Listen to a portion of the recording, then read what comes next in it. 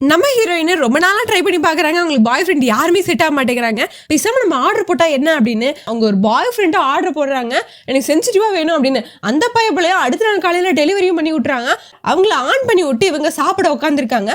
அவங்க மீன் சாப்பிடறதுக்கு வச்சிருந்ததை பார்த்தெல்லாம் பாவப்பட்டு இருக்காங்க. ஐயோ மீன் செத்து போயிடுச்சு அப்படின்னு அதை எடுத்து போய் தொட்டிலாம் விட்டுட்டு இருக்காங்க. இதை பார்த்தோன்னே நம்ம ஹீரோயினுக்கு கடுப்பாயிடுச்சு. ஏன்னா இதுக்கெல்லாம் சென்சிட்டிவ் ஆயிட்டு இருக்கான் அப்படின்னு ஆஃப் பண்ணி விட்டு மறுபடியும் இன்னொரு பையன் வர வைக்கிறாங்க. மேன்லியா அவங்கள ஆர்டர் போட்டு அடுத்த நாளே வீட்டுக்கு வந்து ஸ்விட்ச் ஆன் பண்ண உடனே அம்பல் சிமர் தூக்கி விளையாடிட்டு இருக்காங்க. ஐயோ இதுவும் நமக்கு வேலைக்கு ஆகாதா அப்படின்னு அவங்களே ஸ்விட்ச் ஆஃப் பண்ணி விட்டுறாங்க. நமக்கு நம்மள மாதிரியே ஒருத்த வேணும்டா அப்படின்னு வாங்குறாங்க.